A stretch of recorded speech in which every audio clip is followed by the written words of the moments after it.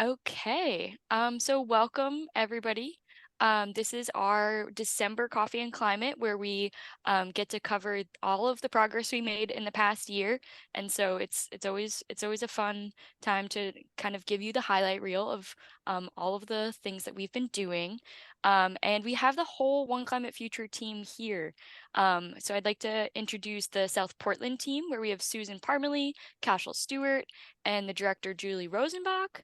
And here in Portland, we have myself, I'm Katie Timms, Erin Farrell, and Troy Moon, our director. And so I guess we can hop right into it because we're excited to share. Ooh, can I get this into here?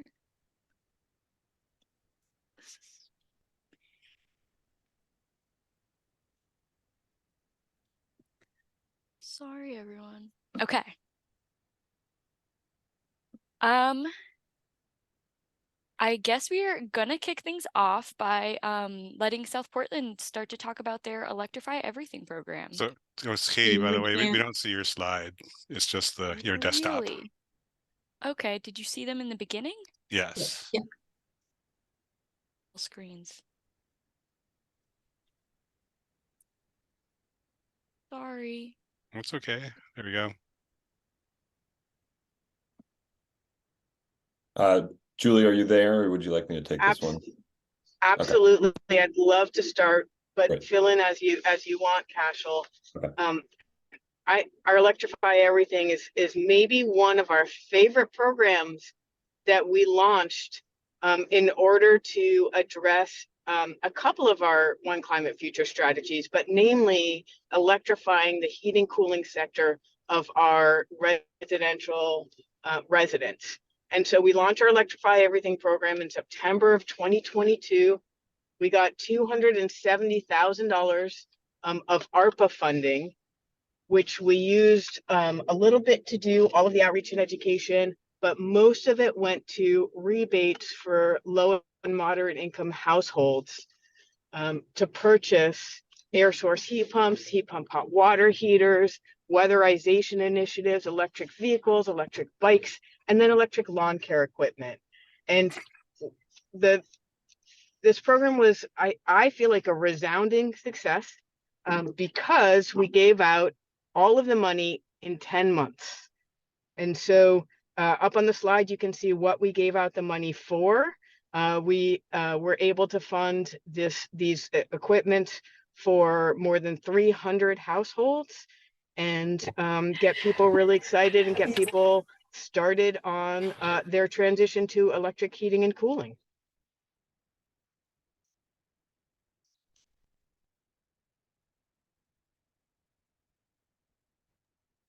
And that is my summary of our Electrify Everything program.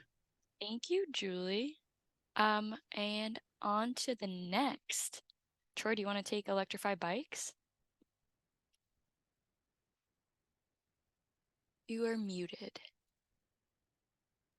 Okay, thank you. Yeah, no, I'm really happy to talk about our Electrify Bikes program. I just wish Emma Perry was here to help share, because Emma was our Resilience Corps member last year who did an amazing job of organizing the details of our Electrify Bikes program.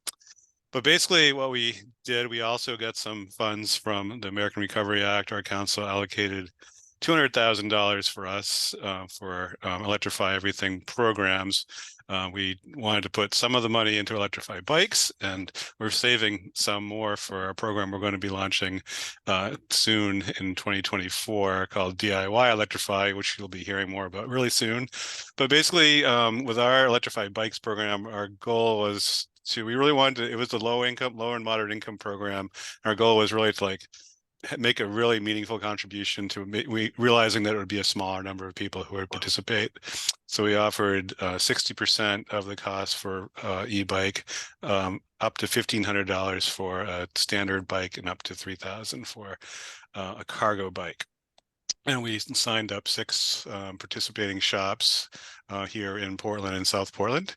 And we recruited, we advertised in the community to get some folks interested, and it was a resounding success. We went through the money we had allocated for the program in 2.5 days. We had so many people sign up, but the bike shops were awesome to work with, and we've gotten some really great feedback from the participants who were able to get an e-bike, and we found that again, a lot of people who did get an e-bike, there's a pretty good chance that they wouldn't have been able to get one without the support of the Electrified Bikes program.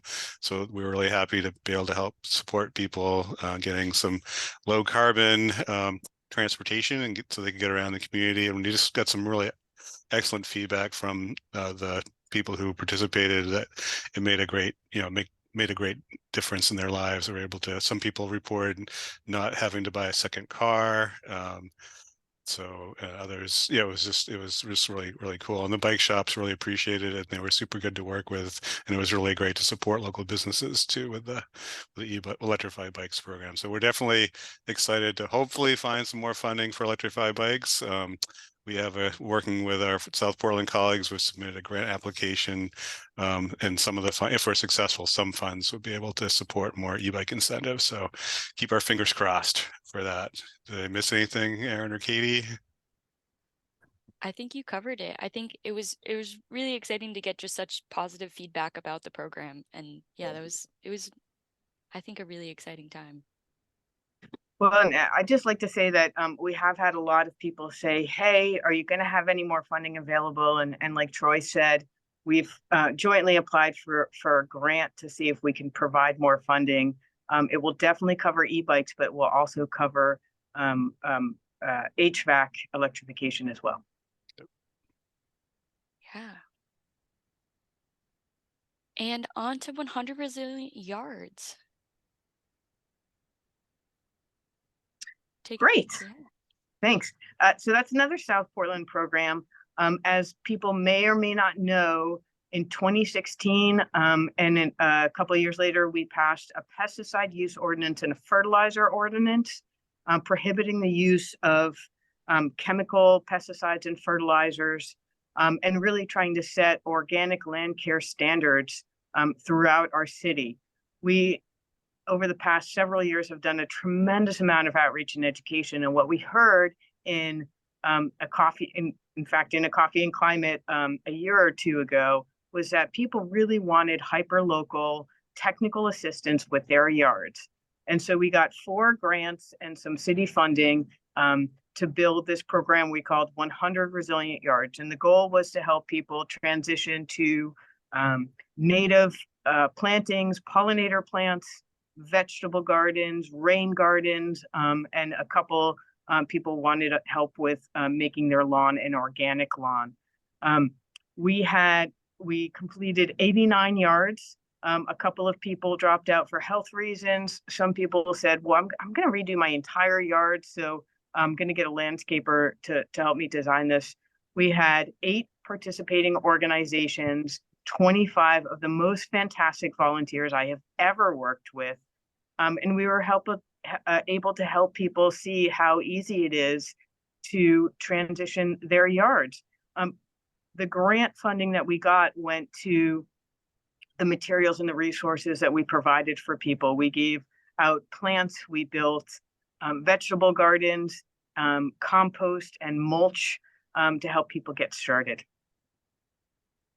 It was absolutely it was one of the most messy programs I've put together, but it was also one of the most fun and engaged programs I've ever done. So again, we hope to bring another version of this forward next year in some slightly different way. Awesome. Well, you can see it was definitely a hands-on project. You can see Julie there with some buckets getting ready to do some compost. I'm telling you though that everything that could have gone wrong did go wrong, and we did a lot of loading and delivering and planting and shoveling. It was very fun. Yeah, no, it's really awesome. Like, what a great community building with all your volunteers and stuff too. So it was really cool. Yeah, thank you, Troy. And just one other outcome was the building social resilience piece. People loved working together with volunteers, and the volunteers got to know each other, and they were so excited to go work with homeowners, and the homeowners loved having the volunteers there. So it was great. Great. Yeah. Awesome. So we also did some work on land care. We did a little different approach than in South Portland. So we had a kind of a year-long program that we started last spring. We called it Mow Tall Till Fall, kind of a spin-off of the Low Mow May program that many people have participated in over the last few years.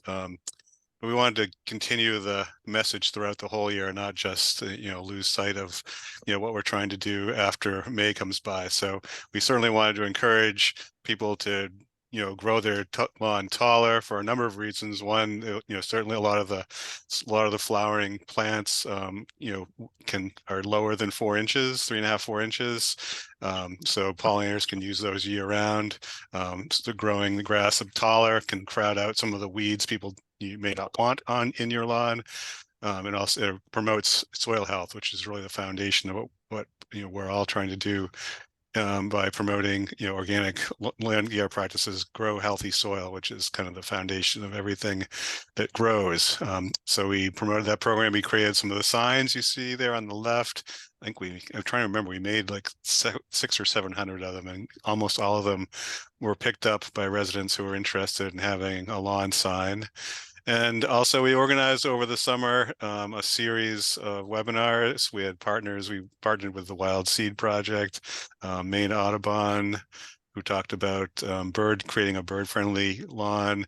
Wild Seed Project talked about creating a resilient lawn, focusing on native plants. Maine Audubon also focused on native plants, and Cooperative Extension helped us learn about the importance of soil tests and how to interpret your soil tests, because if we're going to be applying fertilizer, we want to make sure that we're doing the right thing and only applying the nutrients that our lawn needs. So that was to support that effort. And then in the fall, we have started kind of an annual land care fair in the fall. And so we hosted that on September 9th, I believe, in Deering Oaks. Again, we had tabling from partners. The Garbage Garden participated, and several of the folks from the summer series, as well as a few others in the Parks Department, came and demonstrated their electric tools and some of the equipment they use to maintain our athletic fields in an organic fashion. So again, it was a lot of great effort and a lot of good information shared. And I was really impressed with the attendance at the webinar series. I think the Wild Seed Project, we had like 200 people who attended that one. So it was again well received, and a good message out about organic land care. So yeah. I think you covered that perfectly, Troy. I think it was a summer filled with, I think, trying to put a really positive spin on land care and different sustainable practices you can take. So yeah, we just recently had our LMAC, our Land Care Management Advisory Committee meeting, and we're talking about approaches for education coming up in 2024. So we're going to continue the summer series and kind of try to focus on the why are we doing this, to help raise awareness more broadly of the importance of organic land care practices. Awesome. And back to South Portland. Oh, this is another one I'll share about, and then trust me, my team will share subsequent projects. We did a coastal resilience project this year where we also got grant funding. Earlier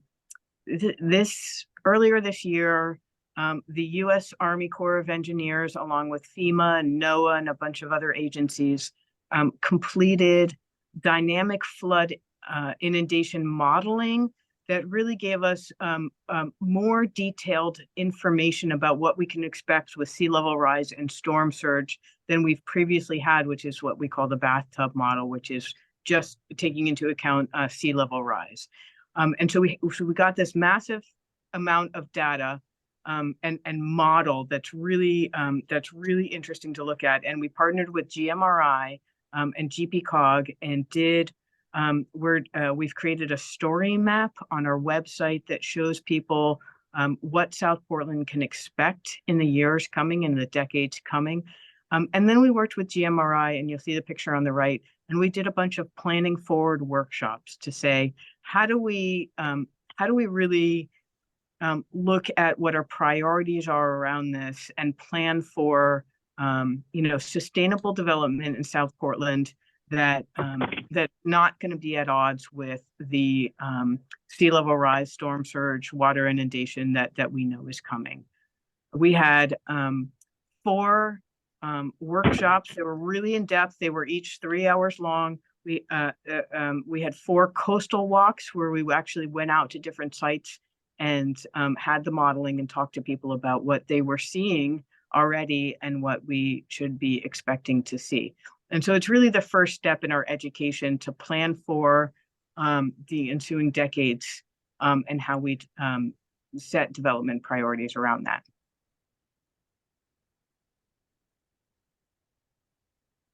Awesome. Does anybody from South Portland want to add anything? No. I'll just add that I took the photo on the left there, and that was an insane day and made everything become very real in my mind. So Yeah, I definitely remember that storm too. Yeah. And so kind of switching gears to what we're doing here in Portland. Sure. So we are in the midst of working on some zoning overlays. So one of the strategies in One Climate Future that recommended creating climate resilience overlay zones to help us kind of address the future impacts of climate change, not just sea level rise, but also heat. Heat, we realize, is going to be an important factor that we need to consider, as well as increased rainstorms, more heavy precipitation. So stormwater management is becoming more and more important. So our planning department actually has been leading this effort and doing a great job. We were able to use a community resilience grant from the state to help pay for a consultant who's been helping us develop the overlay zones called UTIL. They're really well-respected firm doing this work who've done similar modeling and zoning for the city of Boston, also in the city of Providence. And so if you go to the city webpage, to the planning department, or the recode.org, there's a section called resilience. So we really encourage people to kind of dive into all the details. There's clickable maps. We also have that hydrodynamic mapping model that Julie mentioned, and we're using that as kind of the basis of the different zones that are going to be impacted by the zoning overlay. So anything that's if you click on property and it's going to be impacted by projected sea level rise, flooding, and inundation, they would have to, as for new development and major renovation, would have to meet new standards for flood resilience if you're flood area. So here's kind of an example of what that might look like with increased base floor elevations for new construction. So that, depending on where you are, that in your property, you'd have a different base floor elevation you'd have to meet. So that's going to be, it's in process of being adopted now. Still opportunity for public comment and participation. So would encourage you to do that. But also you can see that there'll be standards for heat mitigation. So we'll be, requiring, more green infrastructure to reduce urban heat island impacts, and also much improved. We were pretty aggressive on stormwater management already, but even more robust ways to treat stormwater. Again, thinking about the city kind of as a whole. So we want to make sure that even the places that are higher elevation still have to do a good job of managing stormwater, so we're not causing impacts on people downslope. So this is a really significant project that we're really excited that our colleagues in the planning department were eager to take on as part of the recode process. And so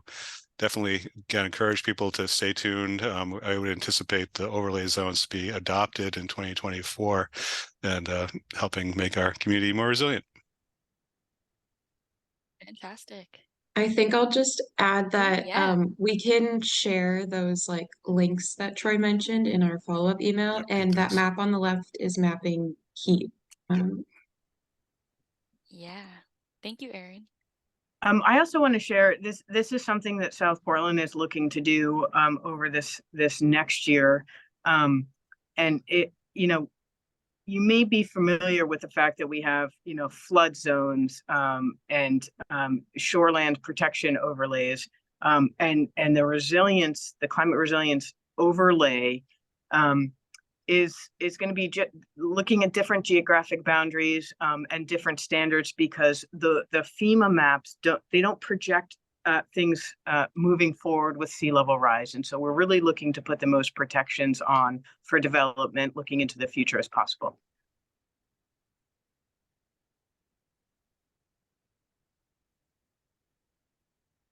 And back to South Portland. All right.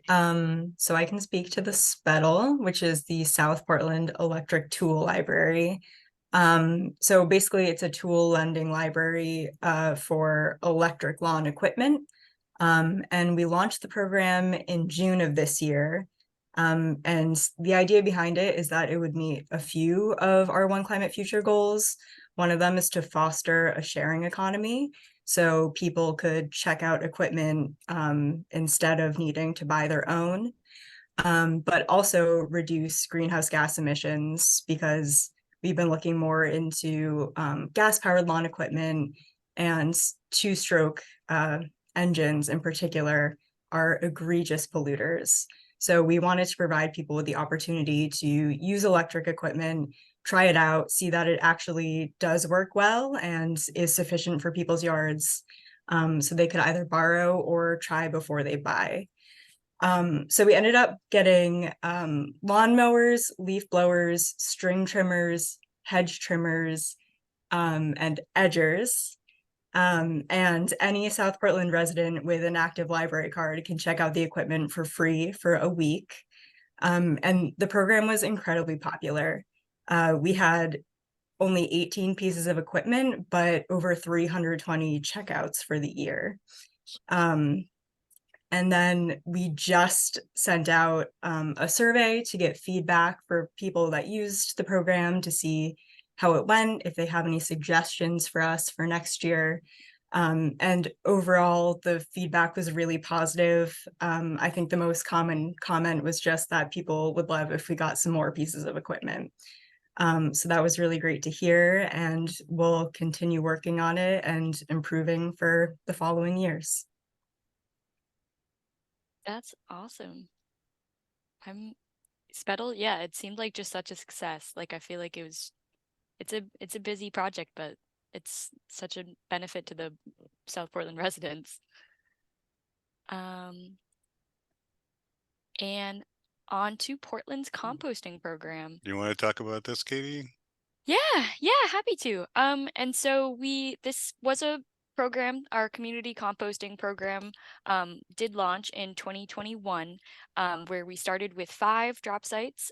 But since 2021, we have really expanded, and even in this past year, we were able to add an additional 2 drop sites, bringing us to a total of 10.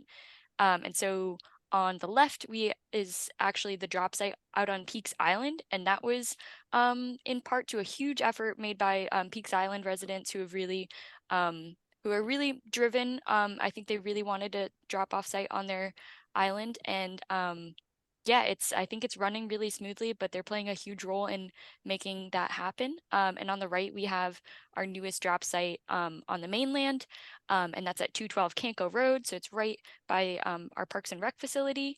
And I think we spent a lot of this past year working on trying to spread awareness about this program. It's free, and these drop sites are open all the time to residents to collect their food scraps at home and drop them off at the nearest one. And we did actually last year, we did receive a grant from the Maine DEP to help us really improve this education and outreach.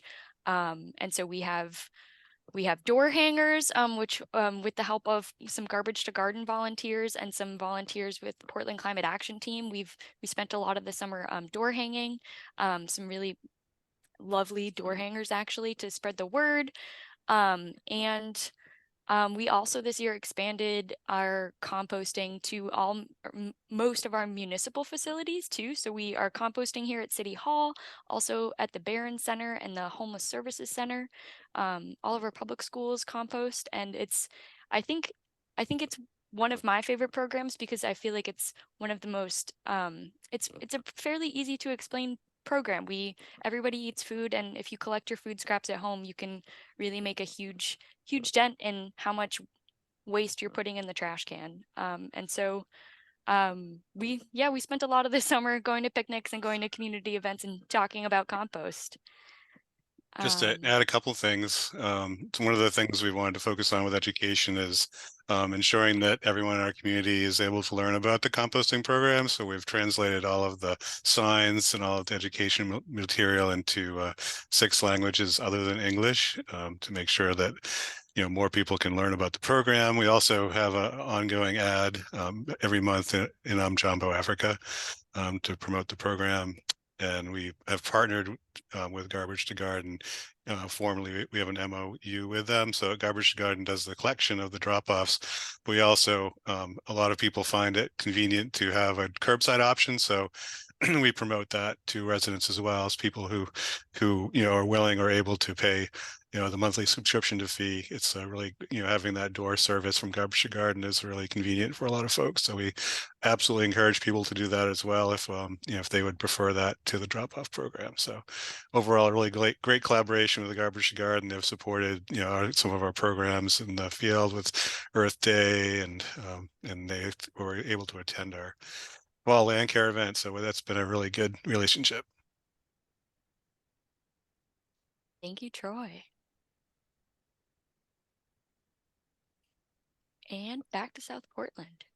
Yeah, so this is something I've been busy with all year, the street design manual.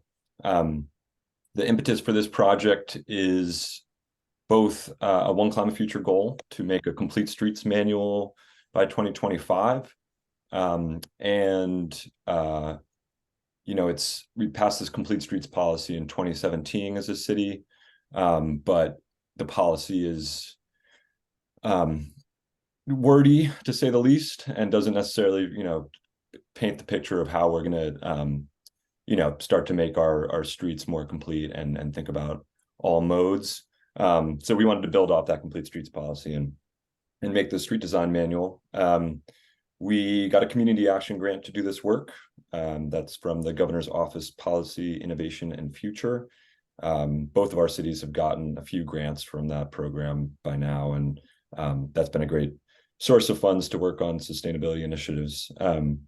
So using that $50K, we hired Tool Design out of Boston, who's very familiar with doing complete streets manuals. They've done them all over the country.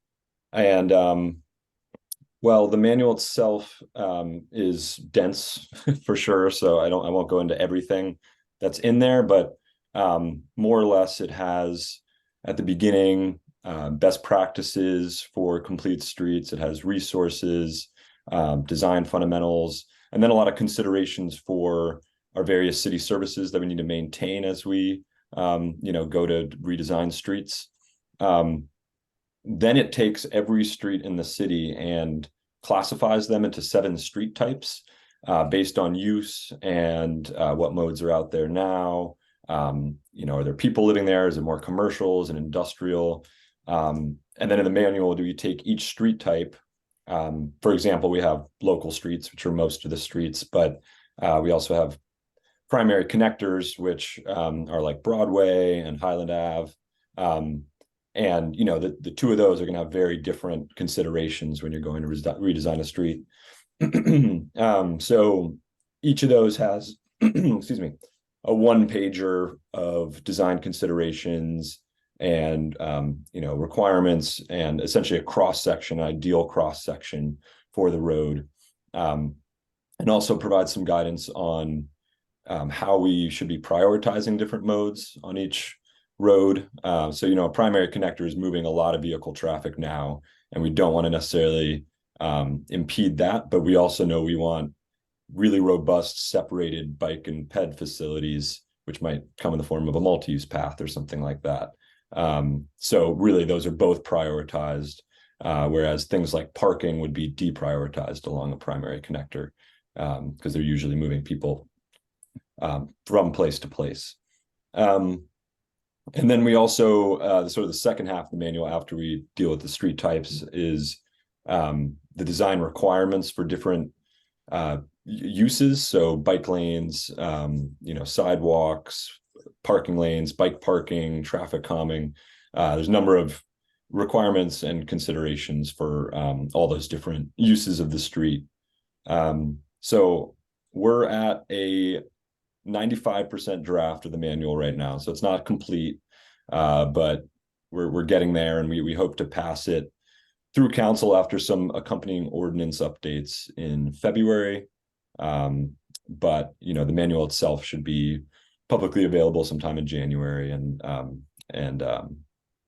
we've had a lot of input, both through the Bike Ped Committee in the city and a bunch of stakeholder meetings and one public meeting to help guide the direction of the manual. So it's been a great process, and we're excited about it.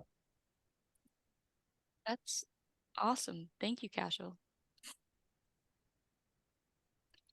Well, I guess that's over to me. So yeah, we've been doing a lot of work and transportation as well. So Portland has a complete streets policy as well, and it's led by folks in our planning department, Bruce Hyman, and in public works with Jeremiah Bartlett and his folks. So they're doing a lot of great stuff, but we're focusing also on trying to expand EV charging infrastructure around the city. We know that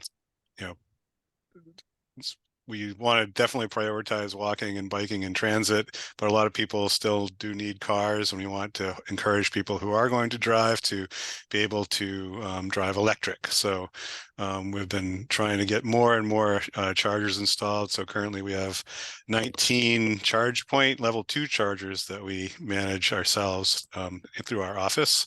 We also have a partnership with EVgo to install more charging. So you can see in March we opened the first bank of fast chargers, which are at the corner of Spring Street and High Street.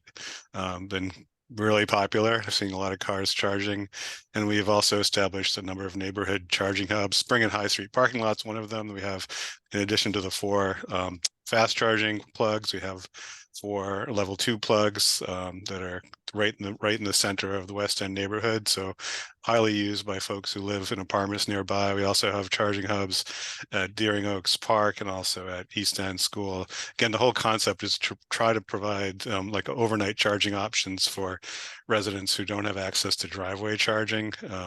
Most people who live maybe off the peninsula can get an EV and plug into their home, whether they install a level 2 charger or just use the level 1 that comes with the car. That's an option they have because they have access to that driveway in a home. But a lot of residents don't live in single family homes and still need a reliable way to be able to charge a car. If you are afraid you can't charge, then that will definitely be a barrier to buying an electric vehicle. So we're trying to solve that problem for folks. So we're still working on some more ideas for 2024, promoting EVs. You can see our Drive Electric event over here on the left-hand side, where we have a chance people can come and test drive cars, and that's a good fun event in collaboration with local EV drivers, and Cashel and the South Portland team come and support that. It's a good collaborative effort, and folks from Revision Energy and others, dealers, we've had dealers come and bring their vehicles. So stay tuned. That's an annual event. We'll be doing that again in the fall, and we're just excited to see we've excited to have expanded EV charging options and want to keep building that out. So if I may add a few tidbits from South Portland. Absolutely. Portland's extremely lucky to have EVgo come in and do, a ton of chargers for free. We tried to do the same thing in South Portland and didn't have, the same caliber of company come in and say, they would do that. so we ended up hiring Revision Energy as a more of a partnership, but they would also own and operate 36 EV chargers around the city. But because it's a partnership, it's been more of a back and forth and trying to find something that works for both. So we began that work earlier this year and spent the first half of the year going around every city-owned site and grading them for feasibility and preferability of putting EV chargers there. You know, who's the audience? Who's going to be using these? Is it benefiting you know, everyone geographically across the city, or are we placing them next to, you know, rental properties and where it's densest, et cetera, et cetera. And we settled on 9 city-owned sites. And right now we're quite close to putting in our first bank at the South Portland Community Center, where there'll be 4 charge point units. The rest of them will be, so the state put in a application for the CFI program, which is Charging and Fueling Infrastructure Program at the federal level. I believe it's $700 million per year over the next 5 years for EV charging through that program. And so the state entity, Efficiency Maine, put in an application for the state's behalf to get either 12 million or 18 million, something like that for the state. And, you know, they're going to reprogram those funds in a number of different ways, but, you know, we're going to go after a lot of that money with Revision to put in the rest of the chargers in the coming year. You know, we haven't heard if we were awarded that 12 million, but, you know, a statewide application is pretty compelling, I think. So we stand a pretty good chance. So stay tuned. We're adding charging all over the city, slowly but surely. I will also mention our level 2 EV charging grant for businesses. We've awarded 3 of these in the past, but all of them went online this year. So there's 16 chargers that have been added, 16 charging ports that have been added as part of that program in the past year around the city. And we still have money if you have businesses that are interested in adding EV charging. We offer 50% off the cost of EV chargers. So really great program. So I just wanted to add something here. You know, we have this joint climate action plan because we have such a similar geography and you know, residents and businesses and workplace and the same goals. But this is an instance where, you know, it's really different in how we implement them. And I think that's what makes our climate action plan really fantastic, is that it's dynamic enough to have the same goals, but really know that we're going to go after them differently, because level 2 chargers are not money makers for anybody. So figuring out how to install them without a huge cost in South Portland is different than Portland. We just don't have the density to be able to have, you know, it doesn't make sense to have as many DC fast chargers. But so I just want to add that it's a fascinating dynamic, and you see that we're both approaching our goals, same goals, in slightly different ways, which makes it very interesting. I think that's a great note, Julie. And I think one of the last things that we wanted to talk about, I'm happy to take this one, but you can see, I think from across both cities, we also spend a lot of our time engaging in our communities. And so we, just like how you're here today, every month we host a Coffee and Climate and write a newsletter. And South Portland also writes article entries every week too. So we spend a lot of time writing and just talking about what we do. So let's see some of our favorites. Every year we bring some 8th graders from King Middle School to our solar fields, and it's a fantastic field trip where we bring almost 100 middle schoolers to learn about renewable energy and what the electricity grid is and what solar is. And so I think that's always one of our favorites. This year we also in Portland launched a sustainable neighborhoods program, and it's been a really great great way to get into the communities and help neighbors get to know each other and tackle projects that they want to start in their own communities and make their communities better. And so we're really excited to keep building that program out. Let's see, the South Portland team was also at the Green Home Energy Show this year. So in addition to Drive Electric, we also help manage another electric vehicle test driving event at the Green Home and Energy Show, and that's in April. But South Portland was also tabling at that one to spread the word about their Electrify Everything program. Cashel was recently featured on a podcast with the Maine Public Radio, spreading the word about e-bikes. We have Parking Day up there with the help of our Parks and Rec team. Every year in September, we take over a parking space and do anything but put a car in it. And it's always a really fun day to talk about just what you could imagine your city to look like. Does anybody want to take some of the other really fun things Yeah. that we get to do all summer? Yeah. Katie, I'd love to chime in. So, you know, it's our third year of having One Climate Future in action. And I think it's so important for us to make sure, because this is such a living document. It's not a document that we created and is sitting on the shelf or just comes out every now and then for policy making. It is a living document that we want everyone to stay engaged on. I think, you know, our approach over this past year has been to focus on topic-specific, program-specific outreach. So, you know, with our coastal resilience engagement and engagement about EVs and bikes and 100 resilient yards, but we are always thinking about how to keep this, you know, an interesting, relevant, alive process with people. So when we get, I'll stop talking now, and when we get to Q&A, I would just love to hear from people about, you know, making sure that people stay engaged and interested.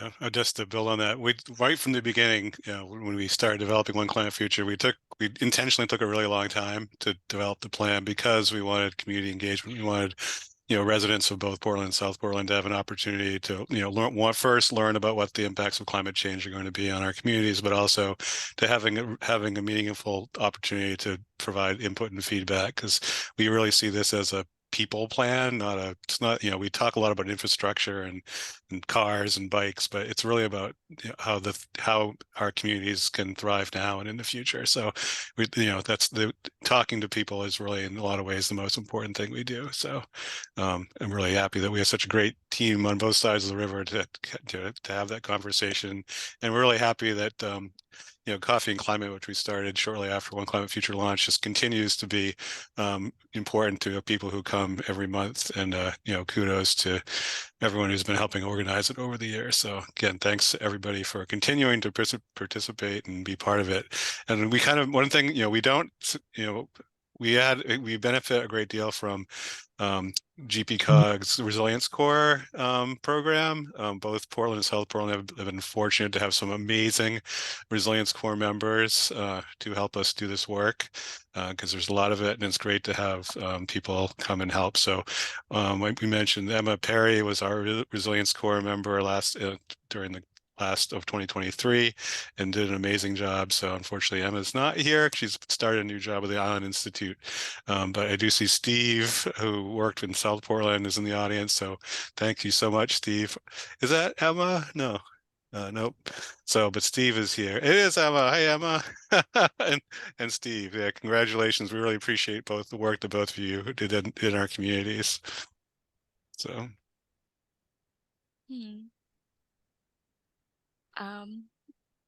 I'm just gonna leave it at this, and then actually we would love to hear questions because we really only covered the highlights. I think we touched on just a few of the programs that we were able to launch this year, but yeah, there's a lot more to be dug into. And I will add a plug for the One Climate Future dashboard on our website. Oh yes, thanks. In the next few weeks, we're gonna update that dashboard with everything we've done this year. And it looks at our 56 strategies. Maybe that's just the near-term strategy, all of the strategies in One Climate Future, and provides an update of what we're doing. Have they started? Are they in progress? And you can stay up to date that way. Do we want to take questions, Katie? Yeah, I see Bill Weber's raised his hand. Yeah, thank you, Katie. And I think it's pretty safe to say that citizens of Portland and South Portland that are attending this on a Friday morning very much appreciate and value the work that our sustainability offices are doing. One way to show that appreciation is to send comments to your city councilors. In Portland, especially if you're a Portland resident, the mayor is conducting a goal-setting meeting this Monday, and you can find that on the Portland website. But in that goal setting, we would like to have other citizens send comments to their city councilors saying how important you think this work is and how it needs to be continued, not only continued, but I think ramped up, because we're falling behind, people. We're doing a lot of good work, but in terms of greenhouse gases, I think we're falling behind. So if you could please, again, if you're Portland, send an email to your city councilor to make sure that they promote a goal of expanding the work that the sustainability office is performing. Thank you.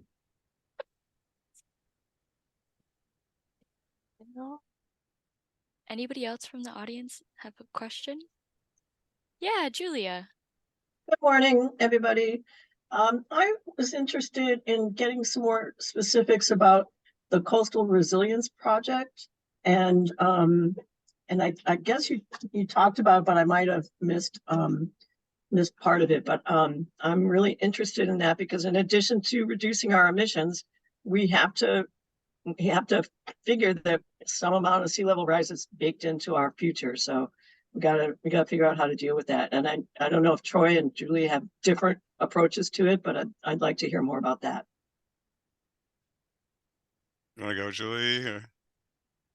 Or? Sure. Well, so I'll just say we've been working to finalize our story map on our website. The modeling data that we got was a bunch of GIS files that I couldn't even open on my computer because I don't have that.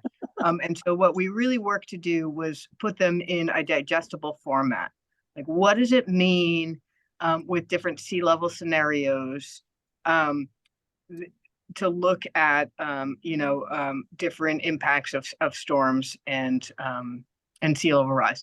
So we have that, and we're still working to make that a fantastic tool, and we're working with GMRI to do that and to finalize it. So I have 2 items in my work plan around coastal resilience for this upcoming year. And one is to continue to finalize that and to do more outreach and education so that we get input from people about, because we have this coastal inundation that we are going to experience over the next few decades, but we also have development needs and wants. And so how do we make sure that when we weigh in on development, it is informed by the scientific data that we have and the projections that we have?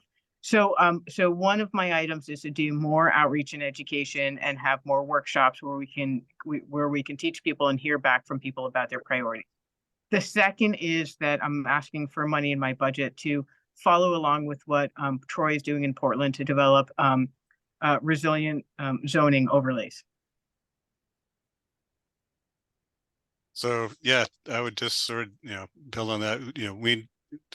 We know it's really important to think about the impacts of climate change. Again, not just sea level rise. In Portland, the edges of the city are like Commercial Street and in Bayside are pretty vulnerable to sea level rise. But other parts of the city, we have a lot of pavement. We want to make sure that we're reducing the amount of heat that's generated by the impervious surfaces there, and promote more green infrastructure and more vegetation to both reduce the heat and to sop up more stormwater that we're expecting. So again, just definitely encourage people in Portland to dive into the Recode Resilience project. So if you literally, I know Aaron and Katie will share the notes, but if you go to recodeportland.me/resilience, you can learn more about the project, where things stand, and there'll be a few more opportunities for public engagement and comment on the plan. But it's really designed to, as Julie mentioned, as we develop, we continue to have economic activity, and we want to build housing, want to build more opportunities for businesses. We want to make sure we do that in a way that's going to keep people safe and reduce damage from future storms and sea level rise. So definitely dive into that project, Recode. What is it? Aaron will share that with you, but definitely dive into that, and you can play with the maps and look at properties and see some new design standards we might be recommending. So, and the other thing that we worked on together is a bigger lift on the Portland side, was applying for a federal grant to look at nature-based solutions for the Portland Harbor. And we didn't get that grant, but specifically looking at how do we build our capacity, our technical capacity around learning about and enabling regulation for nature-based solutions for our coastline is also sort of on our list. for sure. Looks like Awesome. Karen. Oh, looks like Karen has a question. Hi, Karen. Well- Karen was one of my fabulous 100 Resilient Yards volunteers. Along with my husband. Yeah. I very quick things. One, to comment on the 100 Resilient Yards. It really was a model program from my point of view in terms of not only helping residents see what is possible in terms of their own lawns and yards, in terms of what they can do in terms of resiliency. I think it was really a model program in that regard. But an even more important outcome, I think, and Julie mentioned it, was the community building aspect of it. So I would look to even future programs to really focus on that and how to build connections within neighborhoods and so forth. And just kudos to Julie and her staff who did a great job. It was wonderful. My second comment is just to congratulate all of you on the work that you're doing. And even though I like to think I'm sort of plugged into what's going on, I learned a lot this morning in terms of what each town is doing, and also the collaboration, which I think is really important, because we can do more together, obviously. And then finally, I had a question about the composting program, drop-off program, and whether or not you're able to monitor the amounts that are being composted, and to see if that's increasing, and if it is, what the plans might be for trying to expand it or promote it. We lived in Vermont for 12 years, and composting is required of all people in Vermont, businesses, schools, residents, homeowners, everyone has to compost. And just wondering whether or not South Portland or Portland would be, if there's enough interest in composting to try to promote some sort of required composting within the towns. Thank Susan, you want to take that? What we didn't highlight was a major thing that we worked on that the council unanimously voted not to move forward. Susan, why don't you chime in, because we are thinking a lot about that. Yeah, so in June of this year, we brought forward to the council a proposal to implement a pay-as-you-throw program in South Portland. But one of the benefits of that is that we would offer free curbside composting. So like Julie mentioned, the council decided not to move forward with that, but there was a lot of interest from the council in composting and pursuing those efforts. So that's something that we're definitely going to continue looking into. But in terms of what we're currently doing, we have 5 drop-off sites, and we're looking into adding a few more so we can accommodate all of the city. But we would love to do more. as long as we have the support to do it and are looking into options. Cool. And we do get the data from those drop-off sites. So yeah, we also have data. It's not 100% accurate because they don't, when Garbage Garden comes to pick up carts, they don't actually weigh them. So we kind of do an estimate based on how much carts typically weigh. So I don't remember exactly. I knew this year our amount of compost we collected increased quite a bit, but we also added a couple drop-off spots. But it is really popular and I think as a region, we continue to look at ways to enhance composting. It's a really popular service, and, both Portland and South Portland are members of EcoMaine.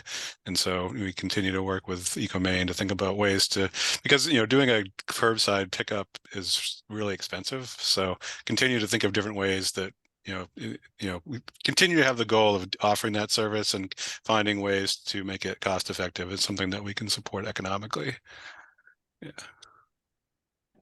Looks like Gwyneth has a question or a comment. Yes, Go hi, ahead. can you hear me? Yeah. Yes, we can. Hi, sorry. I'm sorry if I missed this, but my question is around public transportation, and I guess at least what I see is a little bit of a concerning attitude towards commuter driving coming into City Hall. And I'm glad to know about the sort of goal-setting meeting on Monday, but I'm just wondering if you can talk more about initiatives to increase the use of public transportation and reduce commuter cars, and sort of how that ties in with parking regulations, if that's something that's going on right now. Yeah, it sure is. Good. Thanks for bringing that up. So Portland is a part of Metro, so we support Metro a great deal. So we've supported Metro's expansion of the routes down to the eastern waterfront. So really thinking more connect. And I'm not the expert in this area. We have our team up. So Bruce Hyman and Jeremiah Bartlett are kind of our transportation leads. But we're definitely looking at expanding Metro services. We're in the midst of a rapid transit study that I suspect we've got a first draft done working with GPCOG that I expect there'll be a presentation to our Sustainability and Transportation Committee early in January, potentially as early as January, to talk about the results of that study. The idea would be able to have much better transit access to the west, to Gorham. So we're excited to see to share the results of that first draft, and certainly more work to come on that, but that's really important work because ultimately our goal in both cities is to reduce the amount of vehicles miles traveled. I mean, we know currently like 82% of trips are in single passenger vehicles, and that's not sustainable in any way. So definitely want to find ways to encourage more people to walk, bike, and use transit. So thanks. I guess one quick follow-up question, if you have a moment. The rapid transit study results, do you have an update of the status of the Gorham interconnector planning process? I don't. I'm not sure where that stands. So that'd be a great question for the main Turnpike Authority. I haven't heard recently where that stands. I'll just mention, if you're interested, the Transit Together plan. A lot of the funding for the transit in the region comes from the federal level and is funneled through GPCOG and PACS. And so they created a regional plan called Transit Together in the past year that sets a lot of the priorities for, improvements, spending, everything in the next 10, 20 years. Yeah, and some exciting things too. The bus rapid transit is key. We can't really do light rail or rail in the near term, and bus rapid transit provides an opportunity for, a rapid transit service, linking communities. And we're also looking at micro transit and essentially consolidating fixed routes and creating a micro transit system that is on demand and, sort of shuttles people to the fixed route service and, directly to their homes, which is, I know we're looking at that in South Portland because we're a more rural place, not rural, but more spread out. So, transit is really about density. Yeah. Sorry, micro transit, is that sort of shuttle vans? Yeah. Think in between Uber and a fixed route transit service. it essentially would work on demand, where you're at your home, you might need to walk a block or two to pick up or get picked up in a van or a shuttle bus, a smaller bus that can, you know, move around smaller streets. And that would either take you to the fixed route service, or in some cases take you to your destination if it's close to where you're going. It can work in a variety of ways. I just know part of the Transit Together study and the region's plan is to assess the feasibility of some combination of the two in the region, fixed route services and microtransit. So I don't know what'll come of that, but they're looking at that. You know, Metro's planning a pilot of microtransit in Falmouth. So. There you go.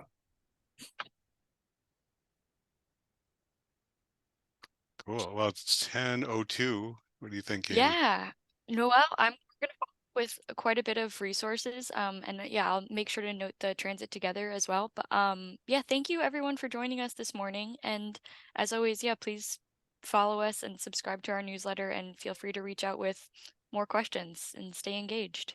So yeah, looking forward to seeing you at a future Coffee and Climate. Great. Thank you, everyone. Bye, everyone. Bye. Thank you.